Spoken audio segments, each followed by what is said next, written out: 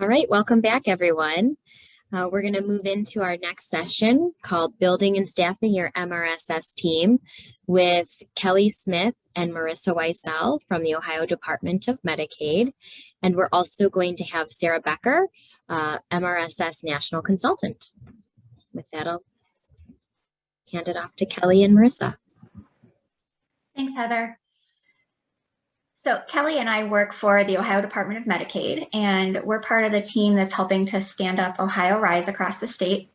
For those of you who aren't familiar, I think I can control the slides. Let's see. Can I control slides? I'll be moving through them for you. Oh, thank you. Next slide.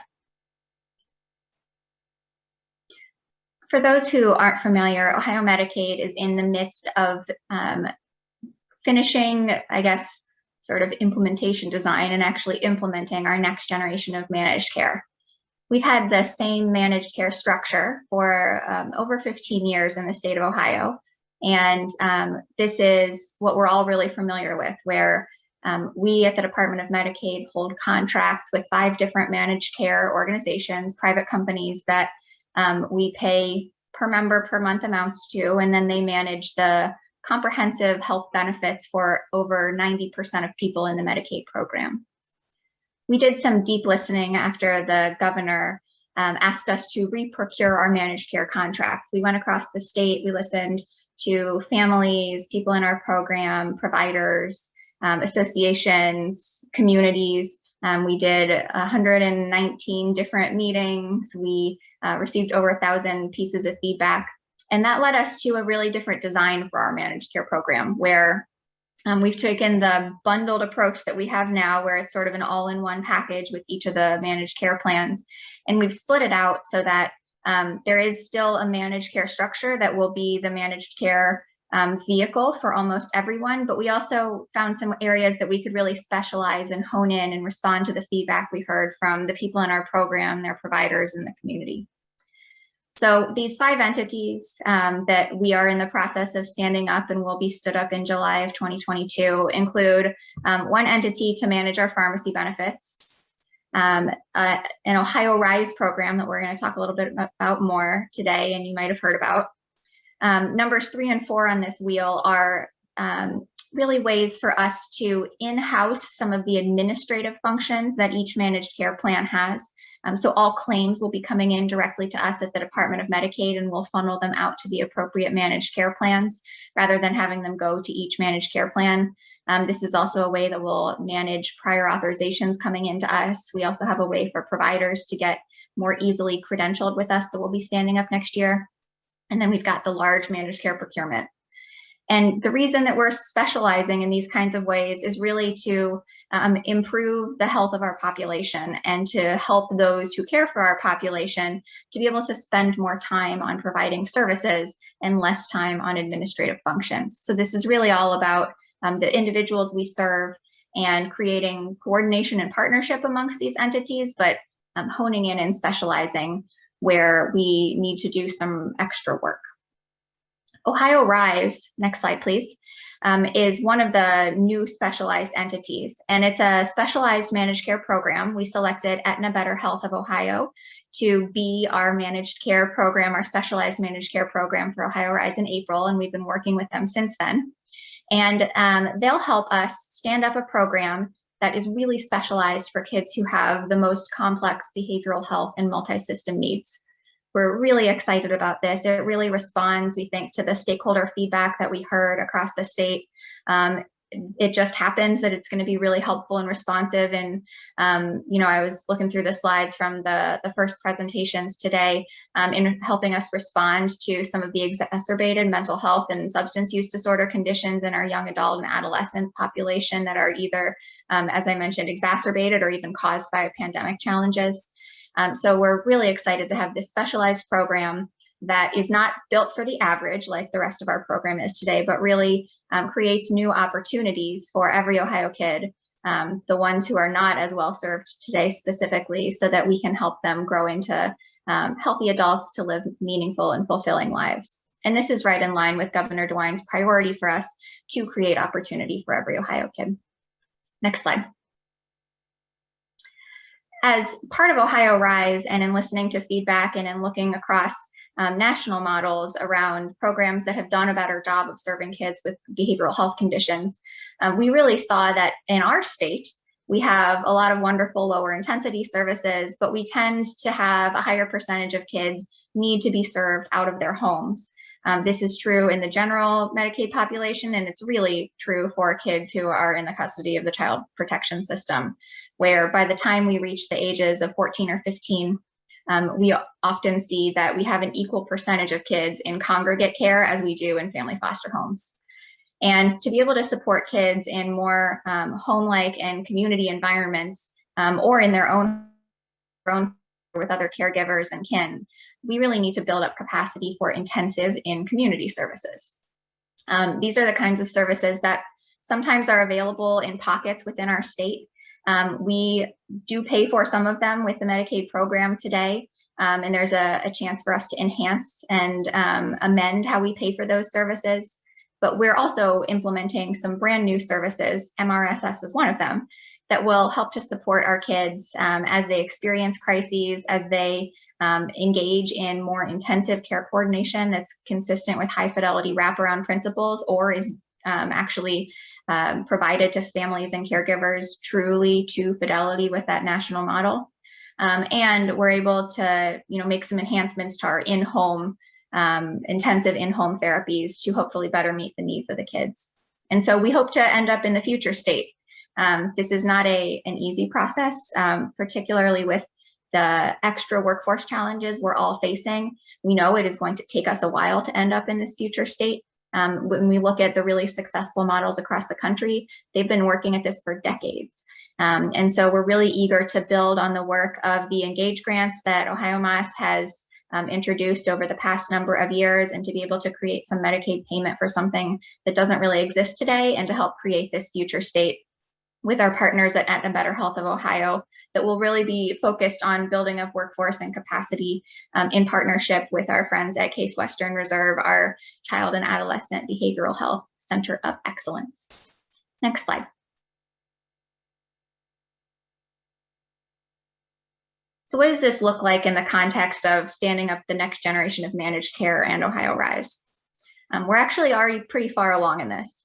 A lot of the context that Rick spoke with you about is based on the MRSS service design work groups we held earlier this year in partnership with OhioMHAS to really look at what are going to be the regulatory requirements for providing or for being an MRSS provider.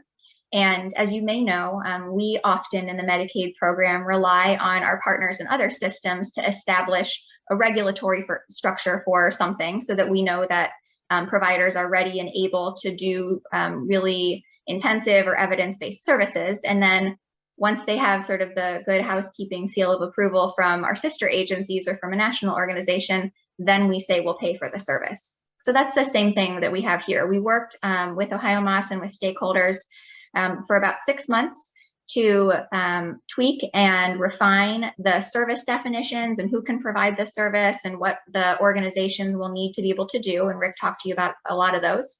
And we worked on a Medicaid payment rule that really relies heavily on the service design in the OhioMHAS regulations. Earlier this summer, we put our Medicaid rule and the OhioMHAS rule out for clearance, which basically means, we post these things to our websites or send them around to make sure we get official comments. And in the coming months, we'll be actually filing those rules through the JCAR process to effectively put them in the Ohio Administrative Code so that we can begin to rely on them in the Medicaid program and beyond. The OhioMHAS rules are payer neutral, and we're really hopeful that in addition to Medicaid, there might be some other payers who are willing to begin covering an MRSS service and follow our lead. In July of 2022, we will officially launch our next generation of managed care with those 5 components from the first slide. And as part of that, we'll begin covering the new MRSS service. And my colleague Kelly is going to tell you a little bit about those services and how the payment will work for those. But in the meantime, between now and July, we have a lot of work to do to stand up the next generation of managed care, including Ohio Rise. And part of that is actually a set of work groups that we launched recently that are focused on implementation and operations of OhioMHAS. MRSS is a service that's going to be available to anyone in Medicaid who's under the age of 21. For kids who are in fee-for-service, they might be in managed care, they might already be in OhioMHAS. But it's also a pathway to get into OhioMHAS because that CANS assessment that Rick mentioned is one of the tools or the main tool that we'll use to determine OhioMHAS eligibility. So we want to make sure by the time we stand up OhioMHAS that we have supported and expanded our MRSS providers, knowing that there'll be a pathway to eligibility into OhioMHAS, and knowing that they will be really, really important as part of a key component of our support for kids in OhioMHAS and really building up community-based capacity so that we can help sort of shift that system from the earlier slide with the circles. The support and expansion for MRSS providers will take place next year.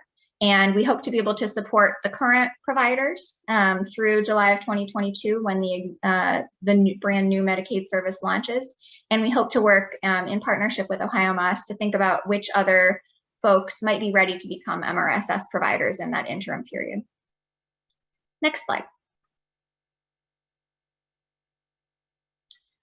As I mentioned, the Ohio Medicaid MRSS benefit really sits on top of the OhioMHAS rule that is payer neutral. The OhioMHAS rule walks through clinical criteria, provider eligibility, all the activities that Rick mentioned, staffing requirements, and then we at Medicaid will pay for the service for kids under the age of 21 and for the activities that are included in the OhioMHAS rule.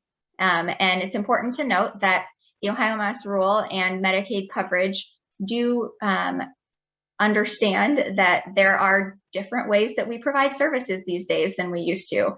With the pandemic and the implementation of broad telehealth, we know that MRSS activities need to include in-person, video conferencing, and phone services. And so that's in the OhioMHAS rule, and Medicaid payment will follow.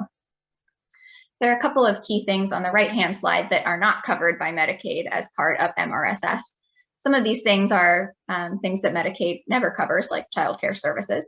And some of them are activities that really just need to be billed for as part of other services. So for example, intensive in-home services, substance use disorder, residential treatment services, those kinds of services aren't part of MRSS. There still are covered benefits, but they can't be billed as part of MRSS activities.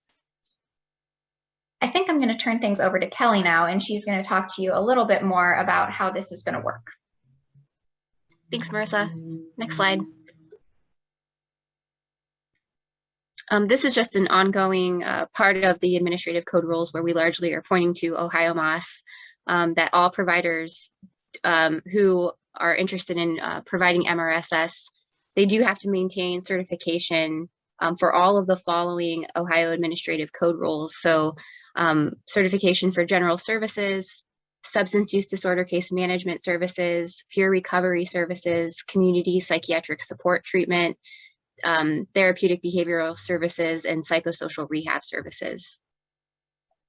So again, this is just a continuation of us pointing to OhioMHAS's rules to provide coverage for MRSS. Next slide. So this is one of my favorite slides. This is that pathway that Marissa mentioned earlier.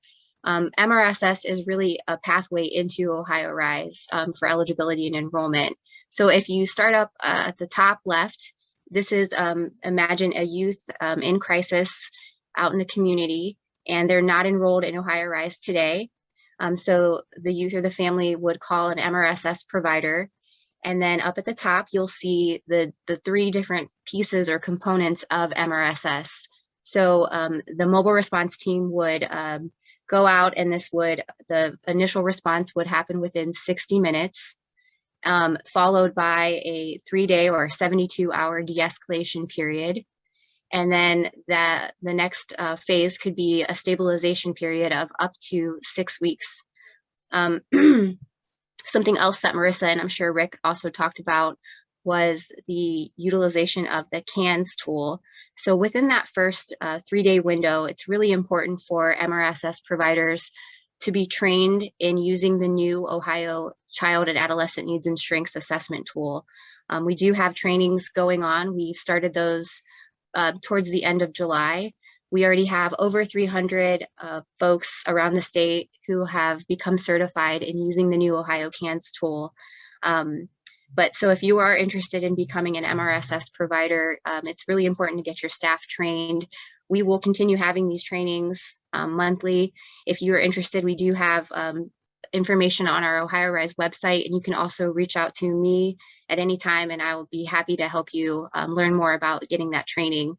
But so if you are providing the MRSS service, within the first 3 days, you'd want to make sure that you use the CANS assessment tool to determine if the child meets certain criteria to become eligible for OhioRise, or maybe they're not. But if they are, once they are enrolled in OhioRise, then they would receive access to all of the OhioRise services, which we have listed here. They might need intensive home-based treatment services.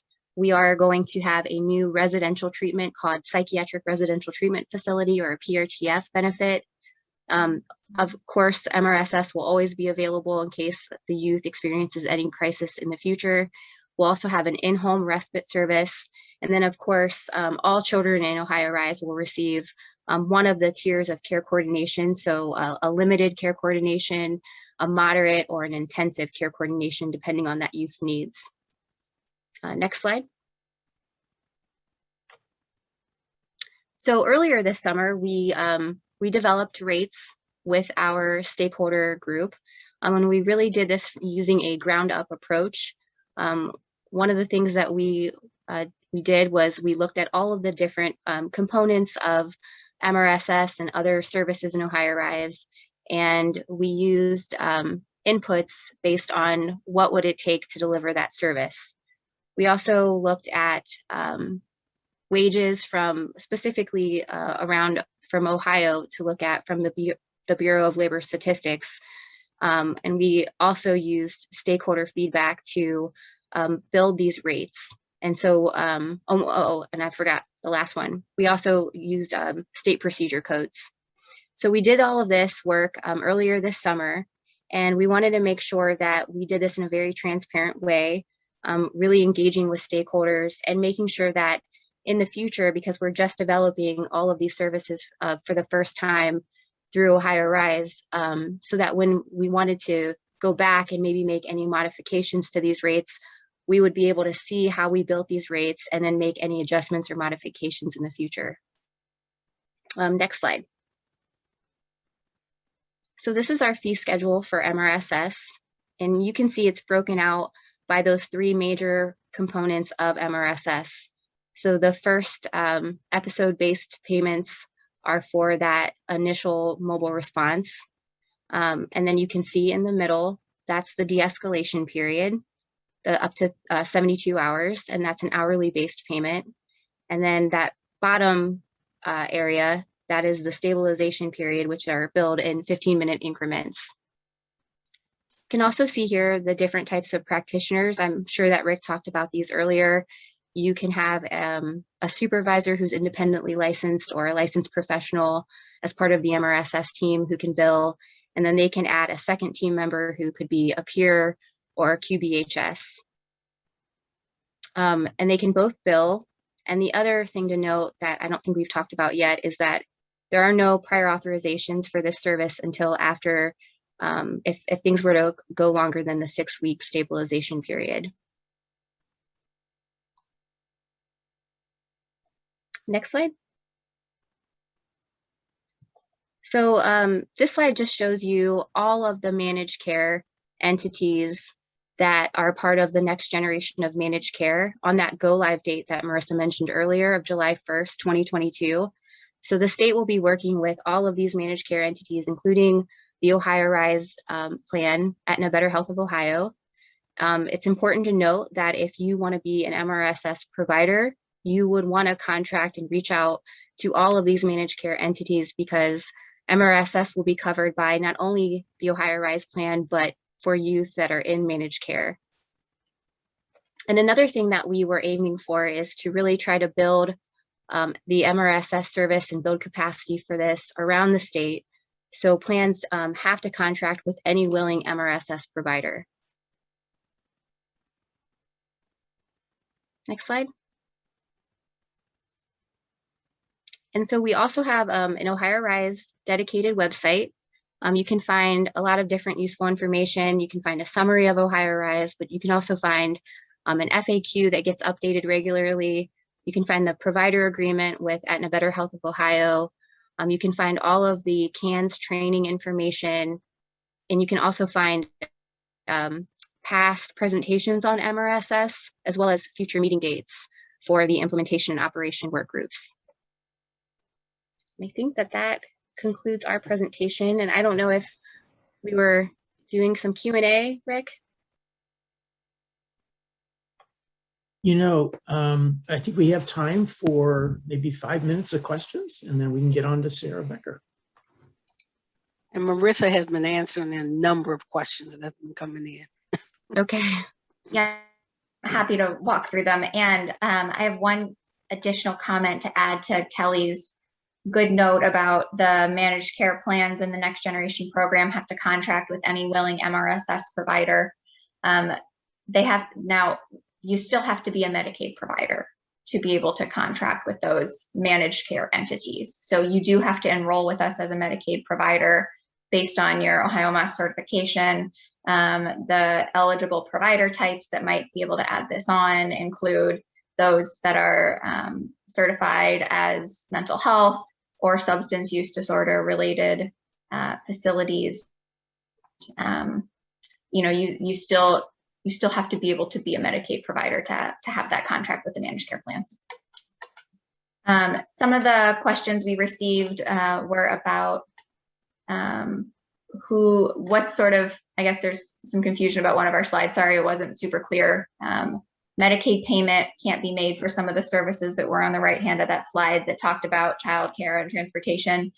And then there are some additional services that when a child is in that stabilization period, the 4 to 6 week period after the initial mobile response, payment can't be made for some other services that are actually duplicative of what stabilization services are. So the kid's got to be in one or the other.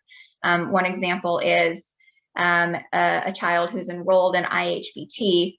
Well, IHBT should really be helping with stabilization and response to a family in that 4 to 6 week period. Rather than an MRSS. So you get, again, one or the other. The next question was about if 2 MRSS staff respond to the crisis, can both bill? The answer is yes, but at least one of those folks has to be licensed. And yes, both can bill the full amount if they go out as a team. And is there a conflict of interest for people receiving services through an Ohio Medicaid waiver? I'm not quite sure that I understand the question.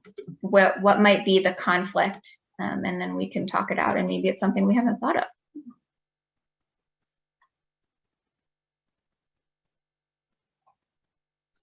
Would social work assistant or CDCA or any of the other trainees or assistants count as the licensed person? That's a good question. And it really, again, this is where we rely on our colleagues at OhioMHAS to set the standards for the provision of the service. So I'm going to kick that one over to someone from OhioMHAS, actually. Grace, do you happen to know? The Let license. me ask the question again. Or Wilma. For each mobile response has to include someone who's licensed. Does that person have to already have their license, or could they be a social work assistant or a CDCA in the process of getting their license? So according to any board, that person has to be licensed to be able to bill, because I think the board will honor the licensed person. So if you're not licensed and you haven't been licensed and pursuing that, then the board has not honored that, then yes, you cannot. What about for CDCAs that actually do have something from a board, but they're sort of working toward their licensed chemical dependency counselor? I'm going to answer that.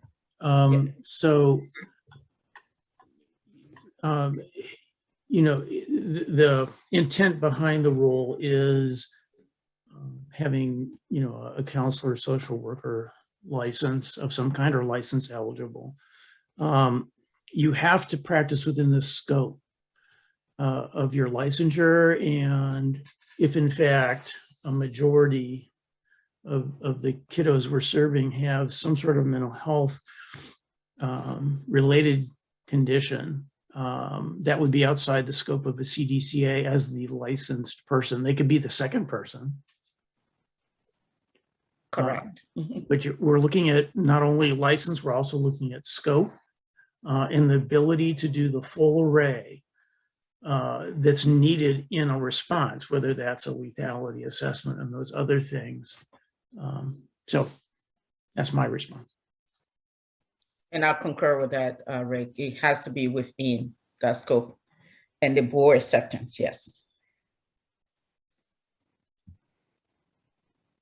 Thank you, Robin, thanks, Rick and Grace and Wilma. And thank you, Robin, for clarifying your question. So MRSS is indeed available to anyone in the Medicaid program. They could be on a waiver, they could be in managed care, they could be in fee-for-service. The type of coverage that they have doesn't dictate the ability to access mobile response and stabilization as a Medicaid service. I would say that MRSS is intended to help respond to and stabilize mental health crises, and but the crisis is defined by the family, right? So anyone who's experiencing a crisis, I think the sort of triaging initial intake process might help determine if MRSS is an appropriate response. And I think, as Rick mentioned, there are some cases in which MRSS is not the right response, and there are other supports that need to be sought.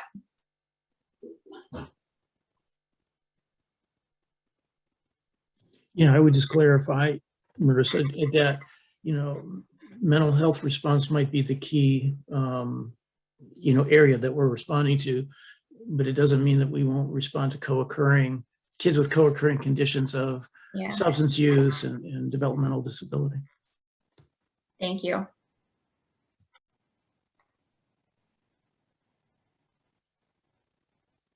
All right, so just being mindful of time and making sure we can get to Sarah Becker's presentation. We will hold the rest of the questions in the chat for the Q&A session tomorrow. All right, Sarah, are you ready to take it away? I am ready to take it away. Great. And I realize, I said to Rick, we could actually take some more questions, but I'll leave it to the moderators to decide what to do here. But I understand that this particular topic of Medicaid reimbursement is of huge interest to folks. And I'm hopeful that throughout the rest of the conference and tomorrow that there can be more answers to questions. It's an enormous, I think, advancement for Ohio to be able to do this. And I think it certainly is going to be able to contribute to the model really being able to sustain itself. Okay, so my name is Sarah Becker. I'm one of the consultants for Ohio. And in that role, I've worked with a couple teams getting them up and running, or helping to get them up and running, because the work is 100% their own. And I've had a great time doing that. In my sort of real world, I live here in Connecticut, and I oversee one of the, probably, I guess, the largest mobile crisis for youth team that we have in Connecticut. We see about 3,000 kids a year, so we're sort of hopping and bopping. And our model here in Connecticut is very similar to Ohio's, and people have spoken about how one has tacked onto the other. I would say that the Ohio model is phenomenal in many ways. A huge way that makes you a little bit different than some other states is the incorporation of peers. I know some of the peers are on the line here, and to really hear the testimony of the work that they're doing and the value that families are seeing from their work with peers is just enormous. And I'm hopeful that other states, perhaps including Connecticut, will follow your lead. Okay, so my role here, and I'm going to try to be as quick as I can, is just to touch for a second here on trying to get your teams, for those of you who are just getting up and running, some considerations that you might want to think about as you get your teams up and running. This is really just a quick little snapshot. I don't think it's going to sort of become like the aha moment for anybody. We will this afternoon have a panel of supervisors who are going to speak about what the last couple of years have been like for them. And we're, you know, they have lots of words of wisdom for us. And then over time, as Rick mentioned, there were trainings that are going to be happening. And one outside of training on the basics of MRSS, there will be a supervisor series that will probably happen, I think, on a monthly basis. And a lot of the questions about how to do supervision, but also to how to run MRSS teams, really the expertise is coming from you. But those issues will be explored over time, and it's certainly built in. Okay, so here we go. So for MRSS, and Laura, I don't know if you are advancing it. That would be great if you could. Okay, so there is a team, as you all know. Now, as soon as I wrote this and submitted, I realized, oh, geez, I actually forgot. Something as simple as our medical providers. So most MRSS teams will have access, or should be having access to, a child prescriber, an APRN, that type of person, who will be an essential part of the team as well for consultation, and in some cases for medication and so on. But this is sort of the fundamental structure of the team. Now, I did put in there supervisors, managers, peers, clinicians, paraprofessionals. So there is a team that's described as fully functioning, but that being said, over time,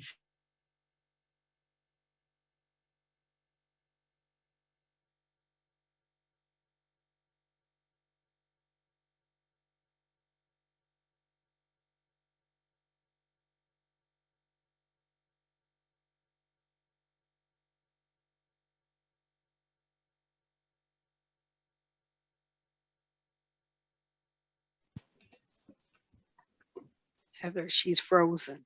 I was just going to say, is everyone else having trouble hearing Sarah? Matt, Yeah. I just texted her to let her know that she froze. So we'll see if she can log back on maybe.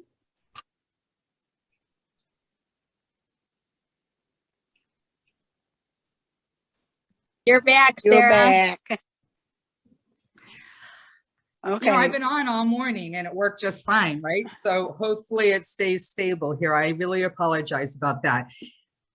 If I freeze again, if somebody could just call me immediately, that would be super helpful. I don't know where I left off, just talking about that we have a team. Did we get through this slide? Okay, so there is a team. There might be multiple people involved with it. I left off medical providers on this, but they're an essential part of the team. And I was trying to highlight, just by putting peers, clinicians, paraprofessionals, that teams might start off pretty small with 3 or 4 people, but will likely expand. And there could be, on any one MRSS team or with one provider, multiple people in any one of these roles. Okay, next slide, please. Thank God it worked. I'm getting nervous. Okay, so you know, every one of the roles is essential, and I maybe wanted to say that even like in any one of the roles, there's intersection and overlap for sure. So the clinicians maybe only clinicians perhaps can do certain things, but anybody can do lots of things. So for instance, doing follow-up cares with families, it could be that their peer is doing something very similar to a clinician, and that a supervisor may need to jump in at any time if there's absences, or to help support the team as a whole. That being said, you know, supervisors of teams are pretty important here. It's tricky for me to imagine how a team can really get up and running without either a supervisor or a team of managers, or at least an agency really dedicated, the agency as a whole, saying, okay, somebody's going to do this piece and somebody's going to do that piece. So here are some of the characteristics, I think, of MRSS supervisors.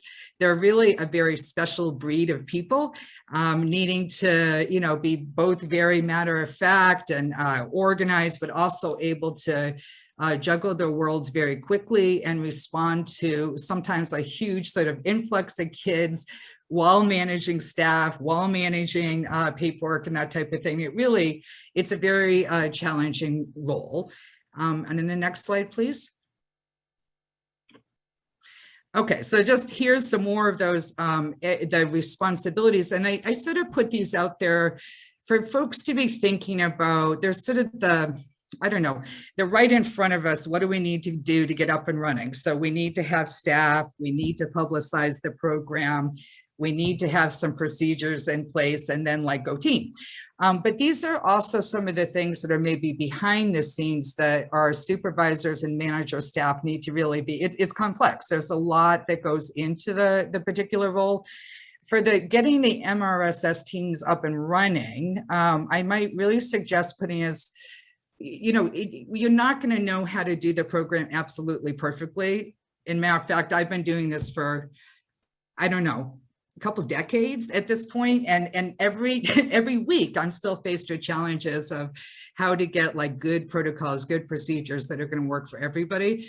But that being said, I think spending some time thinking about the real, potential nuts and bolts from how let's say the phone call comes in. So what is it I'm going to ask? Where am I going to write it down?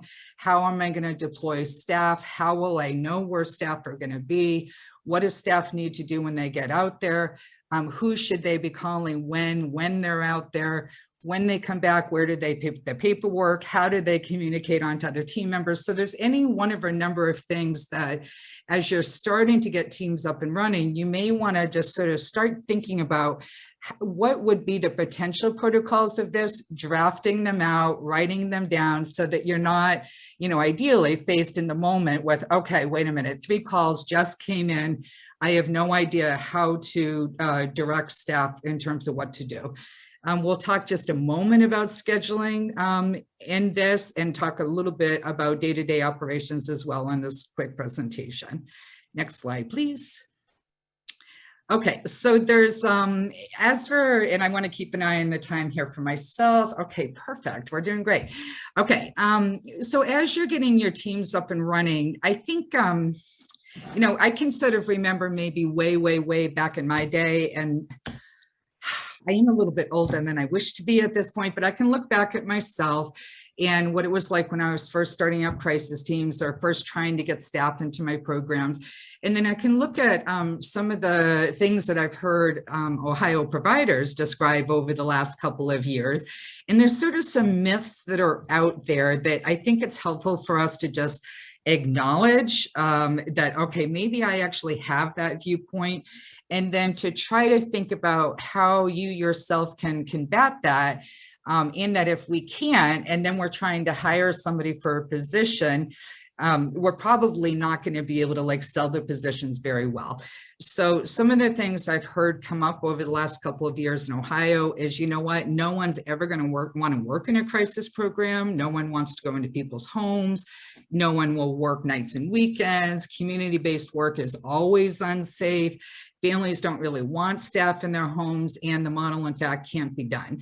And what I mean by that is outside of the going, that we'll never get there in an hour. Families aren't going to want us to do follow-up services and so on. So those things, to some extent, well, I guess I'd have to look at each one of them and say that experience is just not bearing these things out. So once we get folks into crisis programs, I'm not saying all staff love it or all staff are going to stay forever, but in fact, once you're getting somebody in the door, many people will say they absolutely love the work. Many people will stay in crisis work for their entire careers because it is so diverse and there's so much to do and it's so fast-paced and that type of thing. People sometimes have a hesitancy about going into families' homes, but in fact, as soon as they get there, they're often like, wow, this is really where the work is. I don't need to be in an office. I can understand so much more about how families work. I can see dynamics right there in play and that type of thing. So you're sort of getting the point, I think, that if we're holding on to some perceptions that aren't all that helpful, we might not be able to build the team very well. Okay, next slide, please. Okay, so I think here what I was just trying to say is that if you know, there is a model. There's been a lot of work put into it. The providers in Ohio have absolutely, you know, sort of, I think, built the program with the influence of a lot of people, but they're showing us the way here. For us to be to successfully hire and I think get this program up and running, we have to sort of embody it ourselves. So if there is a mobile response stabilization service program, the word mobile is in fact in the title. So for ourselves, I think we really need to believe 100% that mobile interventions are the way to go. And that youth problems and crises and family challenges are not best resolved telephonically. Is there some help that can be given over the telephone? Sure. Is it better to solve family-related challenges face-to-face in their home environments? The outcomes are 100% much better that way. To really believe that we do divert from unnecessary hospitalizations. And I mean, that is huge, you know, near and dear to my heart. But maybe even more than that, honestly, is if we can keep kids out of the juvenile detentions, juvenile justice route and out of detention centers simply by responding to a behavioral health challenge that, if not intervened with, could lead to an arrest instead of a kid going down a whole nother direction. It's just huge for us to embrace and to like get over the thought that maybe we sort of say to ourselves, well, I don't think families really want us in our homes, or they say they don't want us in our homes. Experience both in Ohio and around the country says, well, that's not quite true. And that it's, if presented in a way that's sort of positive and sort of, we're here to help you, we're happy to come, we will be coming. Most families absolutely welcome us there. And most families sort of can't believe that it's being brought to them rather than them having to come to us or calling the police during a time of crisis. For us to just remember, all families have strengths. I know I'm sort of, I guess I need to move along here. Ultimately speaking, we need to really embrace that the model is a great model and it can work and we can meet our response times and we can help families. And for us as supervisors in getting programs started, we need to be the champions of that possibility. Next slide, please. It's hard with the next slide, please thing. Okay, so as we're, you know, it's sort of like, I don't know, I said to Wilma or somebody recently, maybe this was actually a couple months back, but you sort of no staff, no programs. So, all right, so we have to figure out how to get staff in the door. Now, look, I understand there's a huge workplace shortage, that there's many programs right now who are trying to get up and running, that there's just simply not enough applicants, all of those types of things. But that being said, there are prospective staff out there. So if we're hiring specifically for MRSS, it's like, how do we make it sound as appealing as possible? And it really is. It's a terrific program. So some things that have worked is to really show people, look at you're part of something brand spanking new. You get to be part of building a service line that's going to have, you know, enormous positive consequences for Ohio youth and families. And it's very rare that we actually get to do this in our career, so we might be able to make an appeal right there. It is true that we could change the trajectory of kids' lives.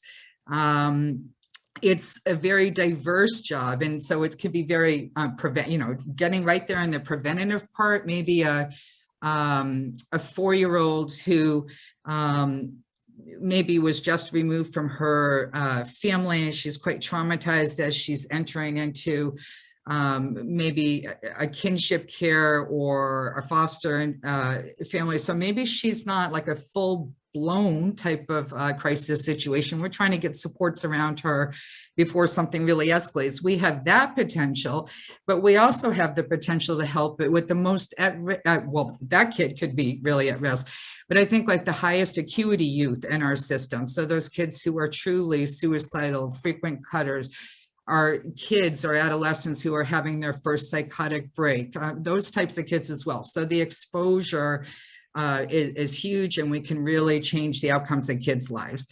It is not overstating it, in my belief. And parents will say this. I mean, I can see high-risk kids that we've intervened with over time, but parents themselves will just say, you saved our lives. You saved my kid's life. If it wasn't for you, I don't know where we would be. So it's not overstating it to say that. Next slide, please. Okay, so the job itself is super appealing to some of us, like myself. So it really truly is ever changing, super fast paced. It depends on a well-functioning team to make it work. Oh shoot, hold on, cell phone. I'm gonna assume it's not an emergency. It's to say to staff, like, you're going to be able to, it feels like see everything, do everything right up until the next call. And then you're going to get to see something else and learn about something else. Many staff love that it's a very short-term model. And community-based work is terrific. And then just, bottom line, if we're trying to sell things, we're trying to get people in the door to really believe within yourselves that, and it's true, that most staff love it if given the proper support and they know what they're doing out there. Okay, next slide, please. Okay, so just in the interview itself, we've already spoken to a few things. Just in terms of getting folks in the door, it doesn't hurt to, sometimes we can be in interviews just sort of sterile, asking like, what would you do if, and da, da, da, da. It really is an opportunity, I think, to, it's a brand new program. Staff don't know what they're going to be doing. Sometimes we don't even know what they're going to be doing. But it might be helpful to describe a few really great scenarios, to typical types of kids that we see, some particular activities we might want to do with the families, and invite the applicants themselves. They probably have as good of ideas as anybody else about how to be helpful to the family. And that in and of itself may build their investment and their likelihood to hopefully accept a position if you offer it to them. Next slide, please. Okay, so there is no doubt about it, like MRSS is really hard to staff. And I don't mean just the physical bodies, which is really hard to do, to get. But it, in my mind, is like really no other program in behavioral health that I can think of. I mean, yeah, really it isn't. Okay, so it's more similar, I think, to the 911 type of modeling. So we can't predict, like, where the crisis is going to happen, when it's going to come in, what it's going to entail. You just can't predict it. So you're often having to sort of attempt to staff to the complete unknown. It's very tricky, for instance, to say, you will do follow-up visits during this time and this time and this time, because in fact, those follow-up visits could get preempted at any given time. These are, I underline typical, but to really highlight, these are extremely typical situations about multiple requests for evaluations or assessments coming in at the same time. Inevitably, it's like, okay, I'm going to go see this particular family for a follow-up session. I'm almost there. And then a new assessment comes in and I'm supposed to be there in an hour and there's nobody else to respond. When we're staffing, it seems inevitable that if I have a 7 to 3 staff and a 3 to 11 staff, that like right there, right before it's almost 3 o'clock, a new assessment comes in, and wait a minute, it's going to take a staff a half hour to get there, but then the other staff is starting, but she already has a follow-up scheduled. She already has a non-immediate assessment scheduled. So there's just, it gets very tricky. The people who have been doing it absolutely know that. Okay, next slide, please. Okay, so sometimes perhaps the best we can do is to try to get an attempt at a prediction about how many staff we might need and how we're going to be able to, like, where the best way to schedule them is. Now, I was just excited to, okay, look at the Medicaid rates. I don't want to speak for anybody, But we're all nervous about, I think, like how, if we can get the bodies, can we afford them? Those Medicaid rates I thought were appealing to potentially be able to expand to meet the needs of the communities. I mean, that would be me, just something I saw. But in terms of this, one of the ways to start plotting out potentially how many staff you're going to need is to look at something called a service reach rate. It's an awkward phrase, but it basically means how many youth per 1,000 kids do we expect to see in MRSS in any given year for any given region. So there's various predictions that are out there, but one of them speaks to the fact that with an immature service system, so a service system that is just getting up and running, that within, probably a few years, maybe 2-3 years, you're going to be seeing about 7 kids per every 1,000 kids. That's even a little bit high within 2 to 3 years, but that's a lot of kids, it turns out. As you're figuring out about staffing, you might want to look at, like, collect data right from the get-go, or look at the data that's already been collected around the state or nationally, because they're not all that different from each other, about when do most calls come in, what days of the week, what hours of the day, that type of thing, and start to plan, like, am I only going to have one staff on at a time? Do I need to overlap staffing at any given time? You may want to consider the referral basis that to some extent may be based on who you're marketing to as you're getting up and running. Around the country, schools and families are pretty much the number one referrers. Okay, the top 2 referrers. But that being said, emergency departments, police, child welfare are also, pretty high up there. If you were only marketing to families and not letting the EDs know that you existed, you would probably be staffing to when families typically would be calling in and when, say, follow-up visits would be done. But that's just maybe a moment about that. When you're staffing, you're going to have to figure out, I mean, I'm saying this like this is all easy. As an aside, just yesterday, I was told, I'm like, really? That none of my staff will work on Halloween. I'm like, how can this be? So it doesn't matter that I've been at this, like with this team at this agency for 14 years now, it just doesn't matter. It just never gets totally easy. But that being said, so you need to sort of figure out both when you might be doing initial visits and when you're going to do a follow-up care, and then try to build your staffing around those 2 realities. To say, there is this, that a model like a team has maybe a clinician up here, a supervisor, but just looking at this, if you're now keeping overnights out of this for just a half a moment here, if you're running mobility 7 days a week for 16 hours of the day, providing like the mobile response, many agencies are starting or are doing a 24-hour response.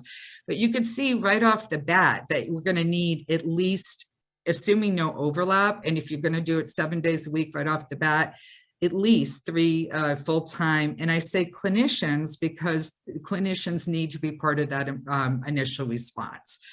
In terms of when you might schedule peers and paraprofessionals, what I would say is when are families most going to benefit from their services? So while clinicians may be earlier in the morning or later in the evening, just because we don't know when new assessments are coming in, peers and paraprofessionals are sort of walking sort of maybe hand in hand or in parallel with families. Most families, it depends if they work or not, clearly, but going into the early evening hours would be an expectation for sure.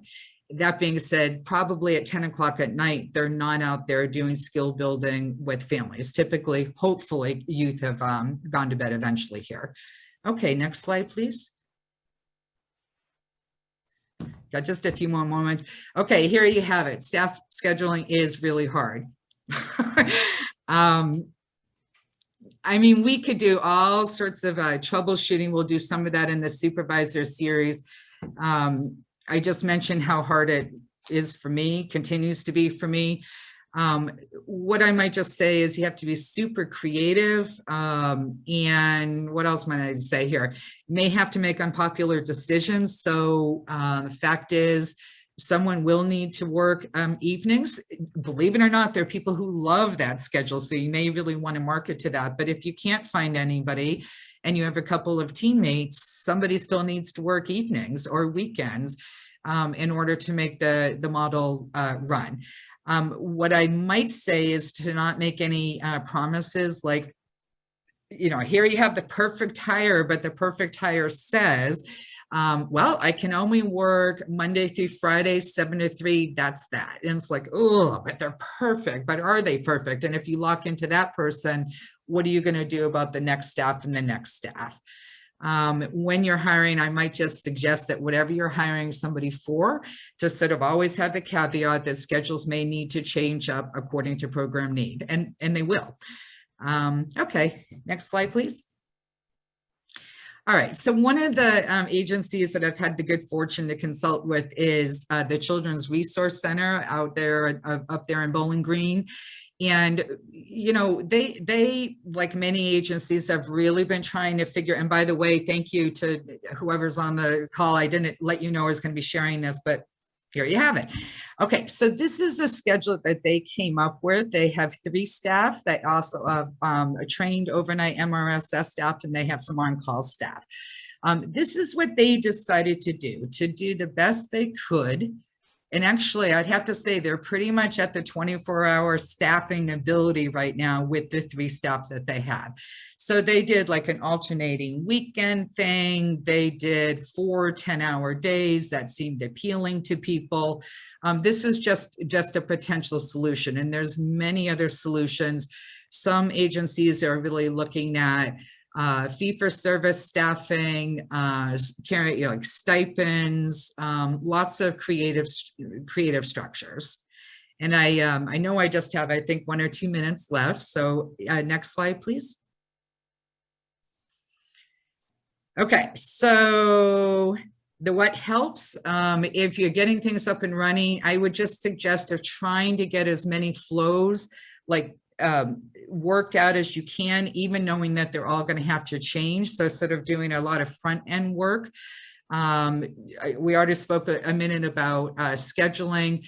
There is the day-to-day, like trying to figure out if you're the supervisor, you're somebody like there's a team sharing of responsibility, trying to really figure out the air traffic controlling on a day-to-day. So how do you keep track of your resources? Where are they? How do you make sure that all kids and staff are present and accounted for, that you're keeping an eye on acuity and that type of thing? So there's a lot of sort of prep work and just trying to make sure all your bases are covered at once. And I'll just say throughput is super important. So Rick was mentioning, others were mentioning the up to 4 to 6 week frame, that phrase. I think it's actually super important to really keep track of who's coming in and know that you're going to need to move kids along relatively quickly. And I believe that could you just do the last slide, please? Okay, this is just it. So ultimately, as you're getting up and running, you can put, the best preparation possible into what you're going to do. There's a lot of like, geez, should I staff up and then open my business? Should I open for business and then see like, is there going to be any volume? What am I going to do about staff? It's very sort of tricky. Once you take the plunge, to be prepared that, in my opinion, your programs are going to like really grow and grow exponentially. Everywhere else around the country has seen that.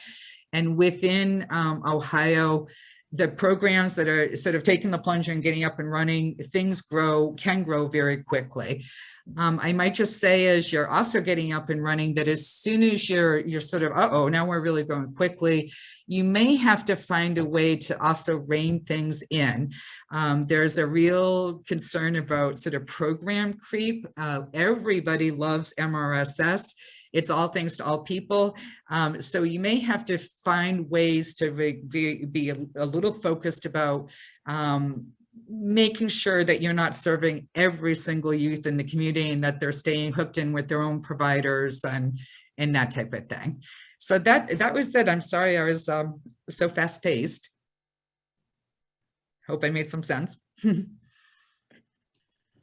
you so much, Sarah. You know, I very much appreciate your, what people don't know is that Sarah had a full hour originally. And we asked her if she would share her time, and she was gracious enough to do that. And you did a great job in condensing it into a half an hour. So thanks so much. Thank you.